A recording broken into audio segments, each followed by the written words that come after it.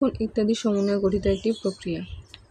মানে আমাদের যে ইংলিশটা রয়েছে, এই ইংলিশটা অনেকেরই হবে না, অনেকের জন্য এটা অনেক কঠিন, আমারও জন্য কঠিন। কিন্তু আমি কি করব, এটিকে ছোট ছোট করে একবার, দুবার, তিনবার, চারবার পরে তারপর লেখার চেষ্টা করব।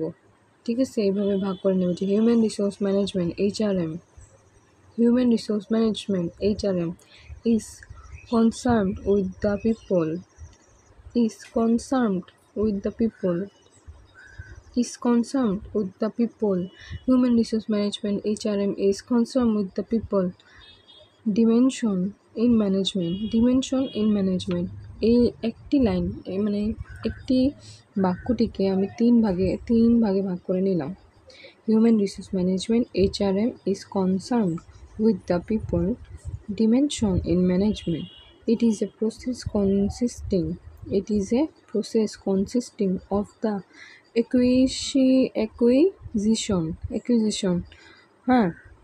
It is a process consisting of the acquisition, development, motivation and maintenance of human resource. সহজ হয়ে গেল, খানিকটা সহজ হয়ে গেল। শুরুতে তো কিছুই বুঝতে পারিনি, তারপরে একটু একটু করে পড়ে এটা আমাদের জন্য একটু সহজ হলো। আর দুইবার, তিনবার, চারবার পড়ে এটিকে একবার লেখার চেষ্টা করলে এটা তুলনামূলক একটু পরিচিত হয়ে যাবে আমাদের সাথে।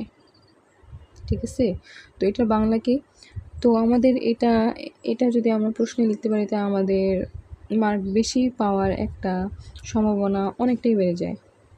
কেননা কারণ এই জিনিসটা সবাই লিখতে পারে না, তো আমাদের উচিত এগুলাতে একটু বেশি মনোযোগ দেওয়া। তো ব্যবস্থাপনার ক্ষেত্রে মানব সম্পর্কিত দিকটি হলো মানব সম্পদ ব্যবস্থাপনা। ব্যবস্থাপনার ক্ষেত্রে মানব সম্পর্কিত দিকটি কি? মানব সম্পদ ব্যবস্থাপনা। ব্যবস্থাপনার ক্ষেত্রে মানব সম্পদ দিকটি কি? মানব সম্পদ ব্যবস্থাপনা। এটি একটি প্রক্রিয়া, বা এই যে আমার ক্লাসে কাকু শিখতে আসলো, বাহ, কাকু আমাদের ম্যানেজমেন্টে পড়ে, পাখিও এসে গেছে, বাহ। তো